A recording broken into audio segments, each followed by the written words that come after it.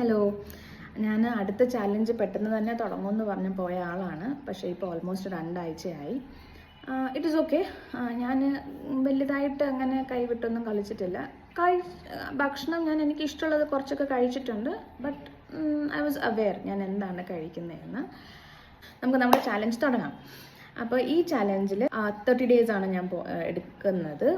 30 ഡേയ്സിൽ this time എനിക്ക് non veg കഴിക്കാം, എല്ലാം കഴിക്കാം, പക്ഷെ ക്വാണ്ടിറ്റി നോക്കണം.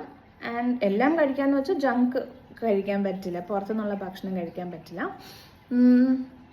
അപ്പോൾ ഞാൻ വിചാരിച്ചു കുറച്ച് ഡിഫറെൻ്റ് ആയിട്ട് നമുക്ക് ചെയ്യാം. 6 habits I will consider 6 habits. ആ 6 ഹാബിറ്റ്സിൽ 4 എണ്ണം കംപ്ലീറ്റ് ചെയ്താലും I will mark it as completed for that particular day. അപ്പം ഏതൊക്കെയാണെന്ന് ഞാൻ അടുത്ത സ്ലൈഡിൽ പറയാം. അത് കൂടാണ്ട് വേറൊരു ചെറിയൊരു മെഷർമെൻറ്റ്, നമ്മുടെ ഇഞ്ച് ലോസ് ആവുന്നുണ്ടെന്നുള്ളൊരു മെഷർമെൻറ്റിന് വേണ്ടി എന്താ നോക്കുന്നതെന്ന് വെച്ചാൽ, ഞാനൊരു ഡ്രസ്സ് മേടിച്ചിട്ടുണ്ടായിരുന്നു കേട്ടോ. കുറച്ച് നാളായി മേടിച്ചിട്ട്, പക്ഷേ എനിക്ക് ഇടാനേ പറ്റിയിട്ടില്ല.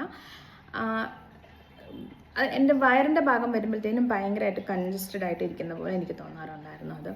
ഇത് is a very pretty dress. അപ്പോൾ ഞാൻ വിചാരിച്ചു ഈ 30 ഡേയ്സ് കഴിയുമ്പോൾ I will try on the dress once again and see if there is some improvement in the inch and things like that, even though I don't see a large increase in the weighing machine.